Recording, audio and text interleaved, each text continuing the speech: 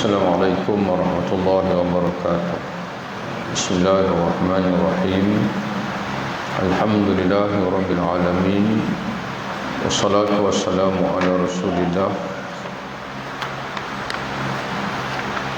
Habibina wa syafi'ina Muhammadin ibn Abdillah wa ala alihi wa ashabihi wa man ihtada bihadihi wa istanna bisunnatihi ila yaumiddin, amma ba'd. Sambungan hadis kita pada malam ini, hadis yang ke 1374 dalam muka surat 350.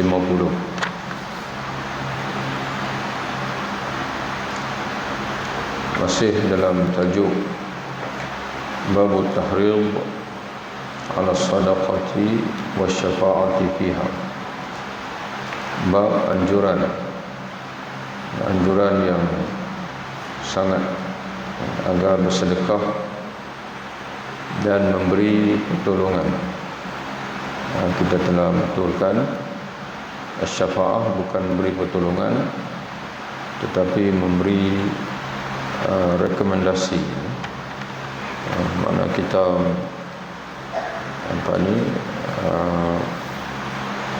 menolong bukan tolong direct, tapi kita menolong, merekomend seseorang untuk diberi bantuan oleh seorang yang lain yang mampu untuk memberi bantuan kepada dia. Dari Asma radhiyallahu anha qalat, dari Asma binti Abu Bakar, ini anak, salah seorang daripada anak Sayyidina Abu Bakar yang selalu kita kenal adalah Sayyidatina Aisyah radhiyallahu anha. Tapi Sayyidina Abu Bakar ada beberapa orang anak lagi, di antaranya Asma binti Abu Bakar, suami, isteri kepada Az-Zubair ibn Awam, mak kepada Abdullah bin Az-Zubair, ibu kepada Abdullah ibn Az-Zubair, seorang sahabat yang terkenal juga. Dari Asma radhiyallahu anha, siapa lebih tua, Asma dengan Aisyah? Asma lebih tua belasan tahun, bukan setahun dua tahun, belasan tahun. Nabi SAW bersabda kepadaku, kata Asma, la tuki fayuka alaiki, janganlah kamu menghalangi sedekah sehingga kamu nantinya kamu dihalangi rezekimu oleh Allah. Tuki daripada perkataan wika'un. Wika' ini adalah penutup bekas. Jadi sebab itu kata Dr. Mustafa Al-Bura, Syekh Al-Bura, kata dia, la tadakhiri wa tamna'i, janganlah kamu menyimpan dan enggan bersedekah dengan apa yang ada kepada kamu. Minal wika', iaitu dari perkataan al-wika', wa huwa al-khayt alladhi yashuddu bihi ra'sul qirbah. Dia adalah tali yang diikat dengannya kepala bekas air. Maknanya bila kita tutup bekas, kemudian kita ikat bekas tu, itu dipanggil al-wika'. Al-wika'. Jadi mana menutup, jangan kamu tutup dipanggil bekas kamu ataupun simpanan kamu sehingga kamu tidak buka langsung. Dan ini memberi maksud, iaitulah jangan kedekut sehingga kamu takut untuk mensedekahkan harta kamu simpan tutup rapat tanpa mau tak buka langsung, ruang untuk sedekah. Itu maksudnya. An Abadata wa qala Nabi sallallahu alaihi wasallam la tuhsi fa yuhsillahu alaiki. Dari Abadah, dia berkata, yang Nabi SAW bersabda, janganlah kamu menghitung-hitung. La tuhsi. Ihsa ini makna menghitung-hitung, mengira. Mana jangan kamu berkira. Jangan kamu berkira. Fayuhsillahu alaiki. Fayuhsillahu alaiki. Nescaya nanti Allah akan berkira dengan kamu. Di sini diterjemah, janganlah kamu menghitung-hitung. Nanti Allah akan menghitung, maka kamu dihitung-hitung oleh Allah. Jadi kata Al-Imam Mulla Ali Al-Qari dalam kitabnya Mirqat Al-Mafatih, syarah kepada Mishkat Al-Masabih. Kitab Mishkat Al-Masabih dia sama macam kitab Bulughul Maram juga, kitab hadis-hadis hukum. Tapi dia banyak lagi hadisnya, lebih banyak daripada Bulughul Maram. Dalam masyarakat Melayu biasa kita mengaji Bulughul Maram. Mula dengan matan 40 Imam Nawawi. Kemudian kita akan biasa juga akan mengaji Riyadhus Salihin. Contohnya kita hadis, himpunan hadis ikut tajuk yang diringkaskan dan senang dipelajari, dan salah satu daripadanya adalah Bulughul Maram. Tapi kitab Mishkat Al-Masabih ini jarang dipelajari.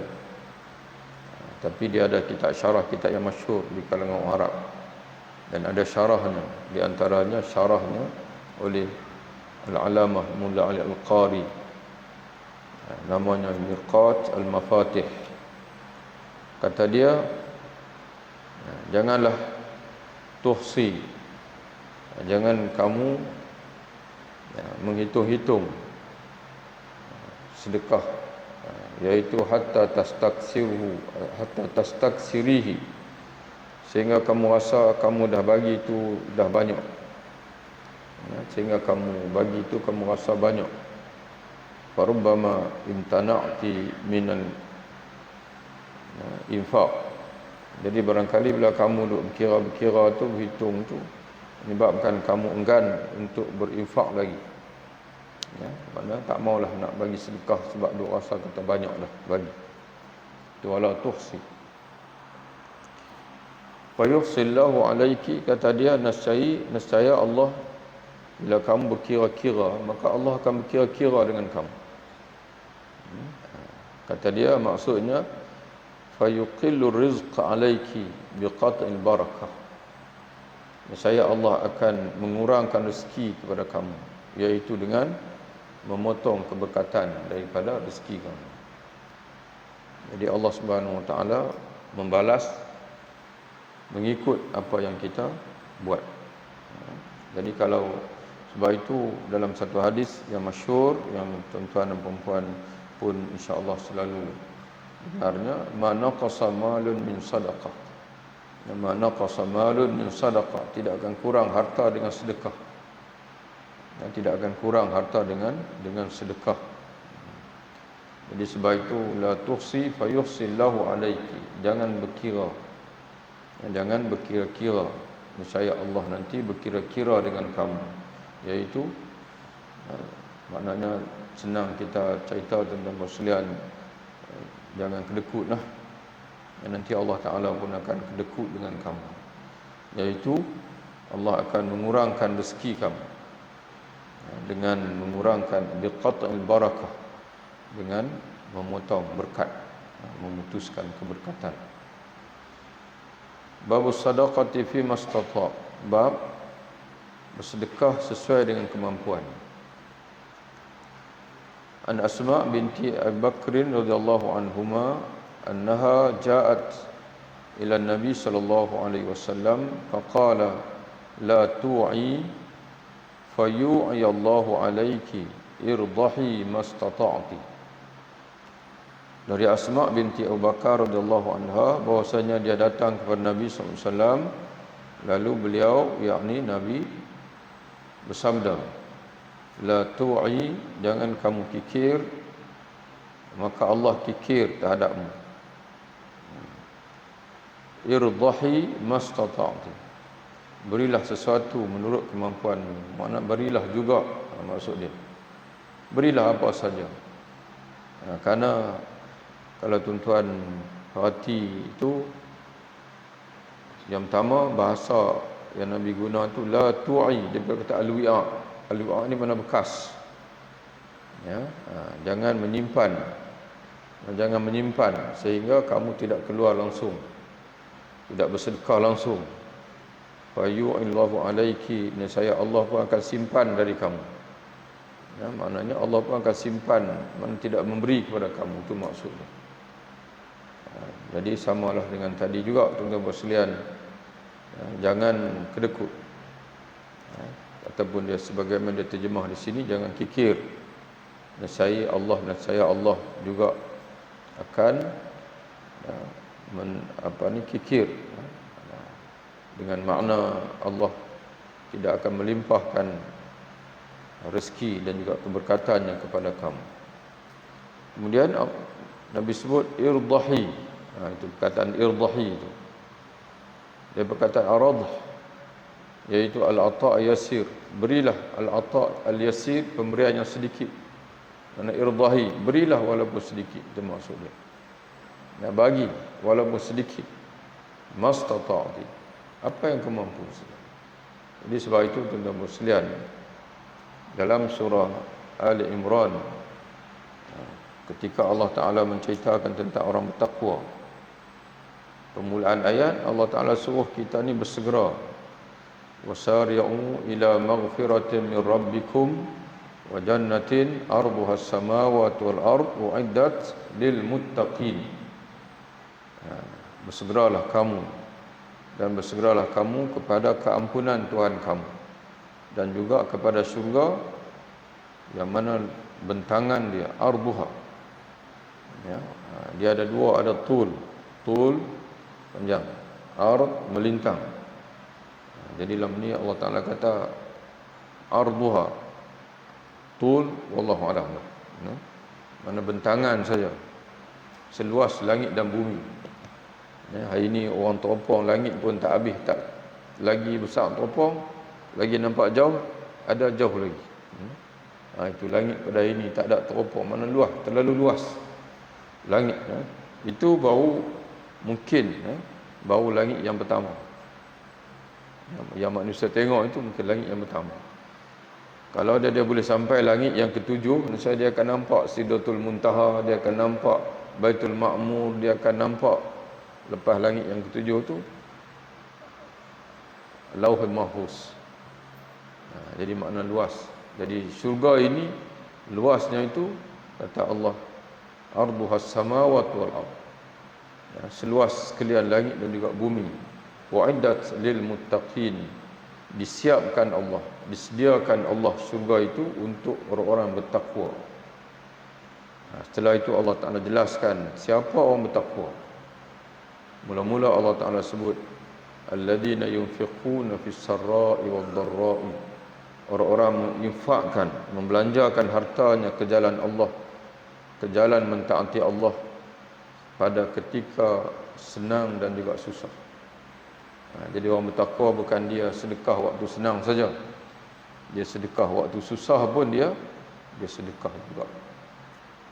Jadi begitulah Nabi sebut irdahi, aradh, iaitu al-ata' yasir, pemberian yang sedikit. Berilah walaupun pemberian yang sedikit, mastata'ti, menurut kemampuan kamu.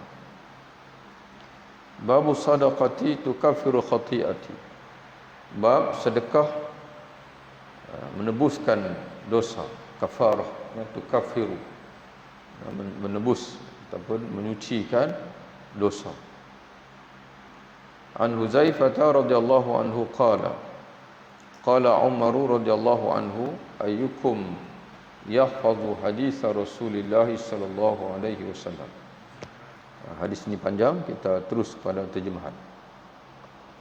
Dari Huzaifah radhiyallahu anhu, ia berkata, yakni dia menceritakan, Umar radhiyallahu anhu berkata, mana bertanya, Umar satu hari dia bertanya, adakah di antara kamu sekalian yang hafal, kena pindah bukan halal, hafal, dia jatuh L, patut F jadi L, yang hafal, yang ingat, yakni mengingati hadis Rasulullah SAW tentang fitnah, fitnah, fitnah iaitu ujian, mihnah, cobaan, itu fitnah.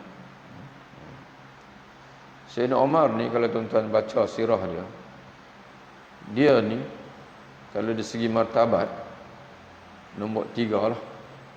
Rasulullah, Sayyidina Abu Bakar, dia.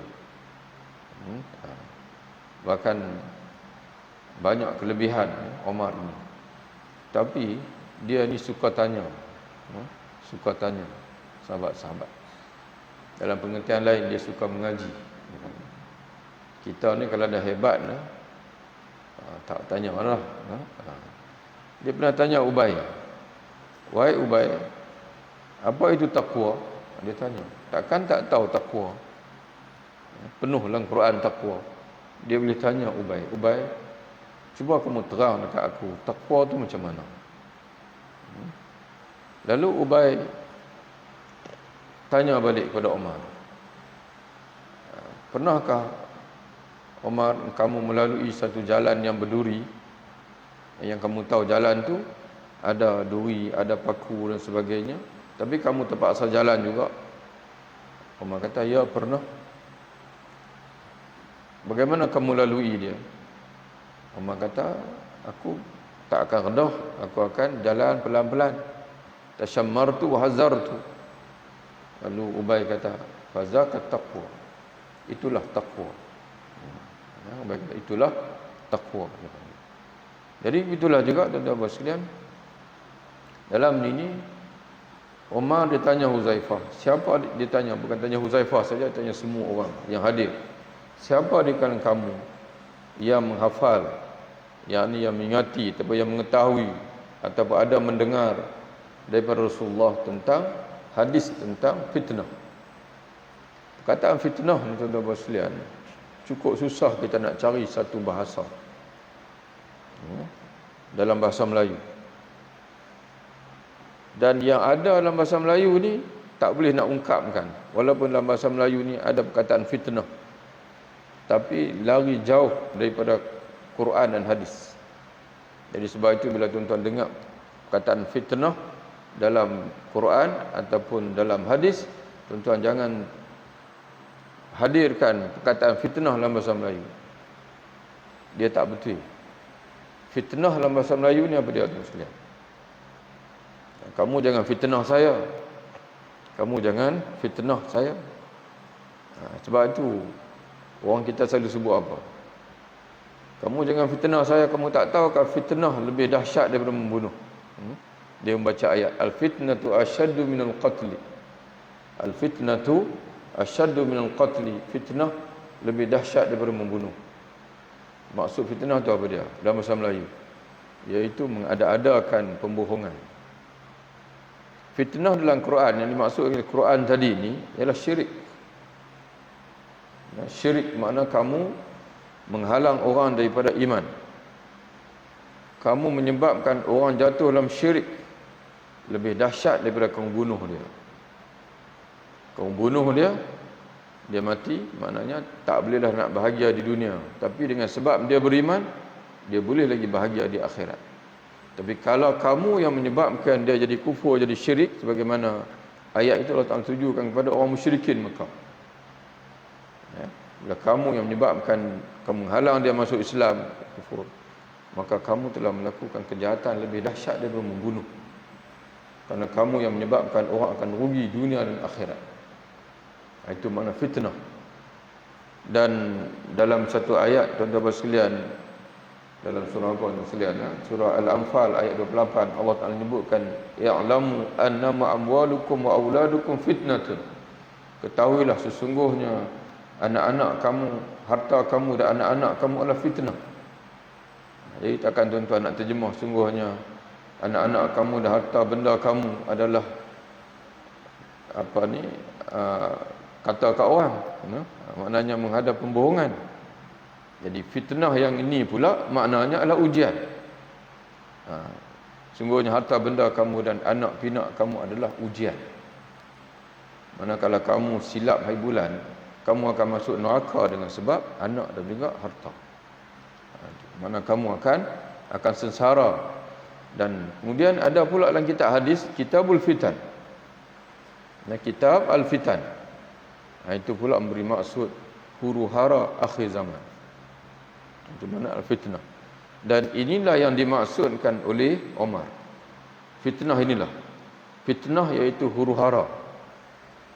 Dan huru-hara yang akan berlaku dalam umat Islam. Itu mana al-fitan. Siapa yang masih ingat? Di kalangan kamu yang hadir ni, siapa yang mengetahui, siapa yang menghafal daripada Nabi apa yang Nabi sebut tentang fitnah? Tapi peringkat awal ini Huzaifah berkata, aku mengatakan pada Umar bahawa akulah yang hafal, yang ingat hadis beliau, yakni hadis Nabi tentang masalah fitnah sebagaimana disabdakan beliau, yakni Nabi SAW.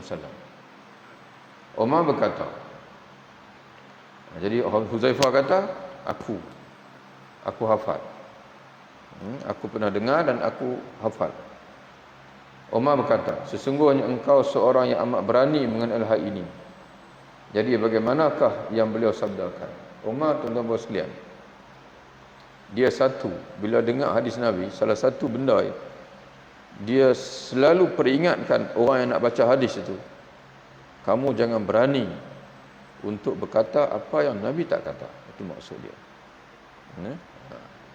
Maknanya dia bagi amaran, ya, kamu kata ingat, ya, tapi kamu pastikan sungguh-sungguh kamu mendengar. Berapa orang lagi sahabat yang Umar pernah tegas begitu? Umar pernah tegas begitu. Ada satu kali itu Sayyidina Umar, anda tak ingat siapa sahabat yang datang rumah dia. Sahabat itu datang rumah dia, bagi salam 3 kali, dia tak jawab, dia pun balik. Kawan tu. Bila dia berjalan tak berapa jauh, Umar radhiyallahu anhu perasan. Umar panggil dia. Umar kata, kenapa tak tunggu? Dia kata, saya dah bagi salam 3 kali. Nabi mengajar bahawasanya 3 kali bagi salam, tuan rumah tak keluar ataupun tak menyahut, kena balik. Umar kata, aku tak pernah dengar pun hadis ni. Aku tak pernah dengar pun hadis ni, kamu macam mana ni? Dia kata, kalau khalifah tak pernah dengar, jom saya nak bawa seorang yang pernah dengar bersama dengan saya. Lalu dia pun bawa. Kawan tu kata, betul. Rasulullah kata. Lalu Umar menyalahkan diri dia. Itulah engkau Umar, orang lain mengaji, kamu berniaga. Umar dia seorang ahli perniagaan. Dia bukan 24 jam dengan Rasulullah macam Abu Hurairah, macam Al-Sufah, tidak. Jadi sebab itu mungkin atas faktor itu dia rajin bertanya sahabat-sahabat. Tapi dia amat ihtiyat. Kamu nak cerita tentang Rasulullah, kamu berhati-hati. Pastikan kamu ingat betul. Dan ini juga pesanan Nabi SAW. Ya, pesanan Nabi. Sebab itu tuan-tuan sekalian, amanah kita dengan ilmu Rasulullah ini. Kalau tak pasti jangan sebut Rasulullah bersabda. Sebut saja. Saya pernah dengar ustaz kata. Ustaz kata sekian-sekian, ada riwayat. Tak pasti jangan sebut. Bahaya tuan-tuan sekalian. Man kadzaba alayya muta'ammidan fatabawa maq'adahu minan nar. Barang siapa yang mengadakan pendustaan terhadapku dengan sengaja, persiapkanlah tempat duduknya dalam api neraka, dari api neraka. Dan Nabi sendiri pun pesan, Nabi sendiri pun bagi jaminan. Kalau kita jaga sungguh-sungguh hadis ini, Allah Ta'ala akan bagi kegembiraan kat kita. Jadi sebab itu bila tuan-tuan nak kongsi hadis tu, tuan-tuan kena dengar bagi betul, salin bagi elok, nanti kongsi. Ada setengah orang, kalau begitu ustaz saya tak mau kongsi apa-apa. Itu pun tak boleh juga. Ilmu akan habis. Ada pesanan Nabi yang lain. Nabi kata, balighu anni walau ayah. Sampaikanlah apa yang kamu dengar daripada aku, walaupun satu ayat. Jadi tak boleh alasan kita takut nanti tersilap sebagainya, kita tak sebarkan. Itu tuan-tuan bersekalian, itu kita menjadi umat yang malas. Ya, menjadi umat yang malas. Kalau sahabat-sahabat macam kita, habislah ilmu ni. Jadi sebab itu kena jadi umat yang rajin, tapi pada masa sama mesti teliti dan berhati-hati. Teliti dan juga berhati-hati. Macam mana nak teliti berhati-hati? Nabi SAW sebut dalam satu hadis, naddarallahu mra'an. Nabi guna bahasa yang Allah Ta'ala guna sama. Ahli syurga bila melihat Allah, wujuhun yawma idzin nadirah. Mana wajah bercahaya, berseri-seri. Wajah-wajah ahli syurga pada hari itu berseri-seri, ila rabbiha naziratun, kerana memandang kepada Tuhan. Jadi Nabi guna bahasa yang sama, naddarallahu mra'an. Allah akan memberi keceriaan, kebahagiaan kepada seorang yang sami'a maqalati, yang mendengar ucapanku, fawa'aha, lalu dia menghafalnya dengan baik. Dia jaga dengan baik. Nak jaga ni tuan-tuan sekalian dua. Dhabit sadri, jaga dengan dada, tuan-tuan kena hafal bagi elok. Ataupun dhabit kitabi, jaga dengan tulisan. Tulis bagi elok. Ya, agak-agak tak pasti tulisan tu, jumpa ustaz-ustaz. Ada hadis ustaz sebut tadi ni, ustaz dengar, betul tak saya terjemah ni? Saya nak tulis bahasa Arab, saya tak erti, saya terjemah. Okey, innamal a'malu binniyat. Sesungguhnya segala amalan bergantung dengan niat, tuan-tuan tulis begitu. Betul ustaz kata betul. Terjemahan tu betul. Ini saya nak kongsi ustaz dalam Facebook hari ni. Ya. Allah Ta'ala akan beri kebahagiaan. Allah akan memberi kebahagiaan, keceriaan kepada seorang yang mendengar ucapanku, fawa'aha, dan dia menghafalnya, kemudian addaha kama sami'a, kemudian dia menyampaikan sama macam mana yang dia dengar. Jadi kena sampai-sampaikan, tapi telitilah bagi faham elok, terjemah bagi elok, sampai-sampaikan. InsyaAllah Allah Ta'ala akan beri kebahagiaan pada tuan-tuan dan perempuan. Jadi Umar kata, jadi bagaimana yang beliau sabdakan? Tanya Umar. Aku berkata, fitnah seseorang terletak pada keluarganya, anaknya dan tetangganya. Itu yang pertama. Ya, fitnah seseorang itu boleh berlaku dengan sebab keluarga, ya, anak dan juga jiran. Mana kesengsaraan, kepayahan dipanggil. Kita ujianlah.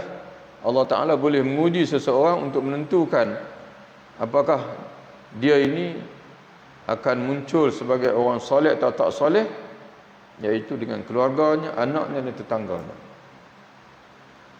Tetapi kata, aku dengar lagi Nabi menyebutkan, fitnah tersebut bisa dihapus. Maknanya bila fitnah dipanggil kejahatan, kejahatan yang timbul dengan sebab keluarga, anak dan tetangga ini bisa terhapus dengan salat, sedekah serta mengerjakan kebajikan, mengerjakan kebaikan. Ini yang menjadi tajuk di sinilah. Sebab dia kata tajuk tu, Imam Bukhari bawa babus sadaqah tukaffiru khati'ah. Sedekah itu dapat menebuskan kesalahan. Dan kesalahan kita ni boleh timbul dengan sebab keluarga, anak-anak, jiran. Sebab itu balik pada ayat Allah Ta'ala sebut tadi, innama amwalukum wa'lamu innama amwalukum wa auladukum fitnah. Harta benda kamu dan anak-anak dan harta benda kamu adalah fitnah, mana ujian Allah. Di mana dengan sebab harta benda anak pinak itu, kalau kamu tak berhati-hati, kamu boleh melakukan dosa dan kejahatan dengan sebab mereka. Tapi bila dah tersilap melakukan kejahatan dengan sebab harta, dengan sebab jiran, dengan sebab anak-anak, Allah Ta'ala beri pula penghapus penghapusan bagi dosa-dosa yang terhasil dengan sebab tadi ini, iaitu melalui salat, sedekah serta mengerjakan kebaikan yang lain. Jadi yang berkait dengan tajuk yang inilah. Dan kalau lebih nak faham lagi, dalam tuan-tuan sekalian, dalam matan Arba'in 40 Imam Nawawi ada satu hadis yang panjang. Dalam hadis itu ada menyebutkan as-sadaqatu tudfi'ul khati'ah, sedekah memadamkan dosa sebagaimana air memadamkan api. Tapi Umar kata apa? Sulaiman berkata, rawi hadis, dalam riwayat lain Huzaifah berkata, yang dapat menghapuskan kesalahan, dosa yang terhasil dengan sebab keluarga, dengan sebab anak, dengan sebab tetangga tadi, ialah sedekah, salat, sedekah, ma'ruf dan juga nahi munkar. Ada tambahan ujung tu, nahi munkar. Tapi Umar berkata balik. Umar jawab balik. Umar radhiyallahu anhu, dia kata, bukan itu yang aku maksudkan, bukan fitnah yang berupa harta dan juga anak-anak itu. Tetapi masalah fitnah yang menyebabkan timbul kegoncangan bagaikan gelombang besar di lautan, itu huru-hara. Yang aku maksudkan, yang aku nak dengar daripada kamu itu ialah apa yang Nabi sebut tentang satu fitnah yang akan menyebabkan umat ini bergoncang, huru-hara, seumpama berada di lautan. Kalau tengok dalam lafaz hadis tu, dia kata allati tamuju kamaujil bahr, yang mana berombak, dipanggil seumpama berombaknya lautan. Itu kita sebut tadi, Sayyidina Umar yang dia nak dengar daripada sahabat-sahabat Huzaifah mengaku, kata dia tahu, iaitulah bukan fitnah dalam bentuk dipanggil yang terhasil daripada anak-anak, harta benda, pergaulan sama-sama kita, bukan, tapi kegoncangan, huru-hara yang bakal timbul dalam umat ini. Huzaifah berkata, aku berkata kepada Umar, tidak ada fitnah bagimu. Maksud apa sekalian? Umar dia tanya tuan-tuan sekalian, dia takut dia terlibat sama dalam fitnah itu. Fitnah yang berupa huru-hara, yang kegoncangan itu. Terlibat sama dari segi mana? Sama ada dia yang menjadi faktor ataupun dia menjadi mangsa, tewas dengan sebab kegoncangan yang bakal berlaku. Fitnah yang menyebabkan umat ini terpecah kepada 73, 72 dalam neraka, dalam satan, satu dalam kebenaran. Maka Huzaifah kata, jangan bimbang ya wahai Umar, tidak ada fitnah, yakni kamu tidak akan terkena fitnah itu. Mana dia tahu fitnah yang akan menggoncang umat ini dan kamu tidak ada. Wahai Amirul Mukminin, kerana antara engkau dan fitnah bagaikan pintu yang tertutup. Antara engkau dan fitnah itu bagaikan pintu yang tertutup, mana ada penghadang. Umar berkata, apakah kiranya pintu itu tidak dapat dirosak atau dibuka? Maknanya di antara engkau ya Umar dengan pintu itu, depan tu ada pintu dan pintu itu tertutup, mana kamu tak akan terkena fitnah itu. Okey, maknanya seolah macam Umar dia rasa lega lah, dan dia nak tanya pula, adakah pintu tu akan terus tertutup ataupun pintu tu akan pecah ataupun terbuka? Huzaifah berkata, pintu itu dapat dirosakkan, maknanya akan rosak, akan terbuka. Mana fitnah itu pasti akan berlaku. Umar berkata, ini ulasan Umar, bila pintu itu akan terbuka, akan pecah. Umar kata, jika pintu itu dapat dirosakkan, tentu tidak mungkin untuk ditutup selama-lamanya. Sebab pintu rosak, nak tutup dengan apa? Tujuan pintu ni lah untuk menutup. Pintu pun rosak, maknanya fitnah itu akan berterusan. Ini ramalan daripada Umar.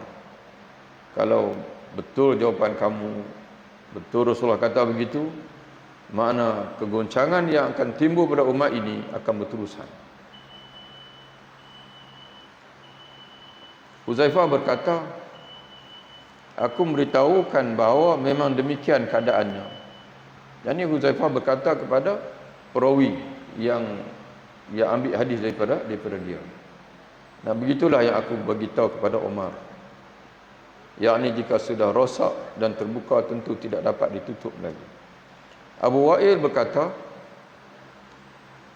Abu Wa'il maknanya orang yang mengambil hadis daripada Huzaifah. Dia kata, kita semua pada saat itu dekat dengan Umar. Mereka takut menanyakan kepada Huzaifah. Wallahu a'lam bishawab. Kalau tengok pada hadis dan syarah hadis, kita semua pada saat itu takut untuk bertanya kepada Huzaifah.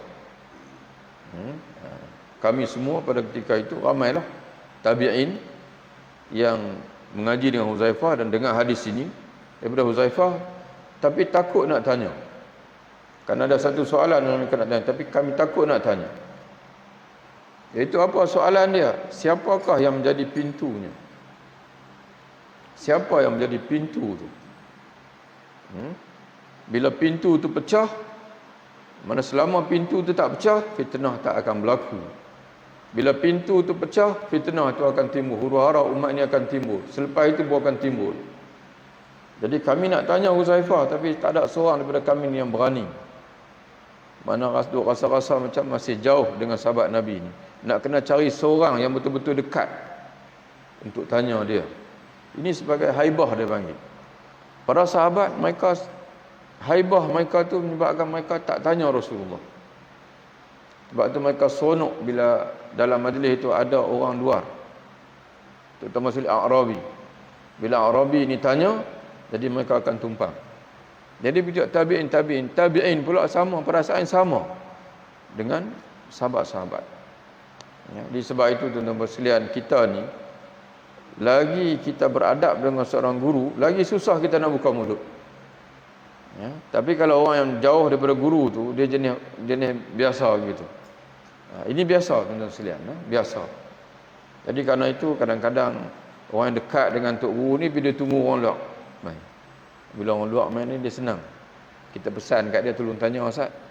Jadi begitulah. Jadi tuan-tuan sekalian, kami pun berkata kepada Masruq, ni seorang tabi'in juga, bertanyalah kepada Huzaifah, kamulah tolong tanya Ustaz kepada Huzaifah.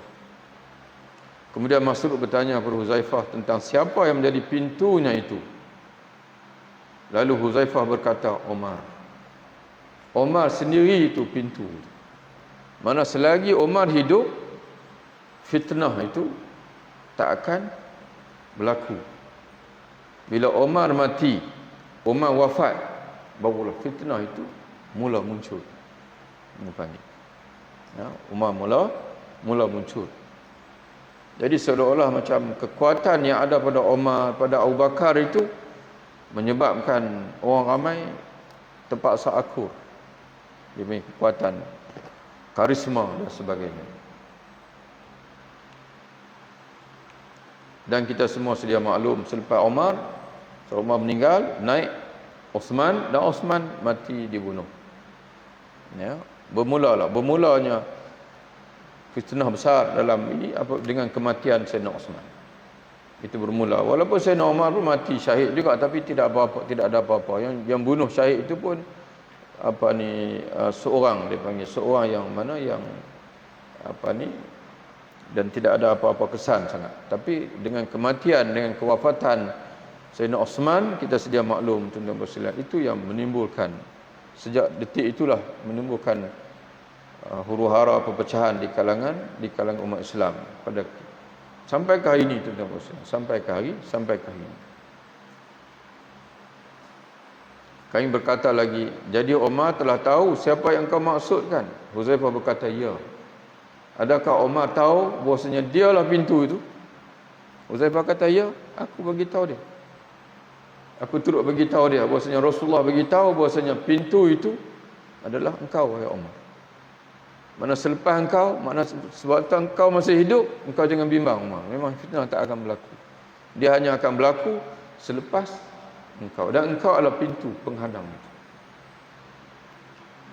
Jadi Umar, Huzaifah kami berkata lagi, jadi Umar telah tahu siapa yang engkau maksudkan. Mana kami bertanya Huzaifah. Huzaifah kata, ya, seolah-olah tahunya bahawa sebelum esok nantinya akan terjadi waktu malam dulu, malam kemarin. Umar tahu seumpama orang sedia tahu bahwasanya sebelum kemarin adalah malam kemarin. Mana Umar tahu begitu. Mana ada orang tak tahu kata sebelum hari ini kemarin, sebelum kemarin malam kemarin. Semua orang tahu. Begitulah Umar tahu bahwasanya dialah pintu tersebut. Dan hal ini disebabkan aku sudah beritahu kepadanya satu huraian yang tidak mungkin salah, tidak mungkin keliru, sebab aku mendengar dari Rasulullah sendiri. Jadi tuan-tuan sekalian, seolah-olah dalam usaha kita pada ini untuk menutup pintu fitnah pada ini, supaya betul perjalanan politik kita, perjalanan, kena baca balik sejarah Sayyidina Umar. Ya. Bagaimana Sayyidina Umar, tuan-tuan sekalian, dia jaga negara pada zaman dia, bagaimana sikap dia, pendekatan dia, pendirian dia, di samping Sayyidina Abu Bakar. Di samping Sayyidina Abu Bakar. Mana pentingnya ahli politik hari ini, orang hari ini mempelajari siasah Umar. Ya, siasah Umar. Di antara yang Umar buat, tuan-tuan sekalian, dia bukan saja mempelajari apa yang sedia dalam Quran hadis, tetapi dia juga ada kerajinan untuk mempelajari sekeliling. Dan di antara satu pesanan Umar, tuan-tuan sekalian, la tanqudar ural Islam urwatan man nasha'a fil Islam walam ya'rifil jahiliyah. Akan terongkai ikatan Islam satu persatu orang yang tumbuh dalam Islam tapi tak kenal jahiliyah. Dia kenal Islam saja. Dia kenal jual beli, dia tak kenal riba, contohnya.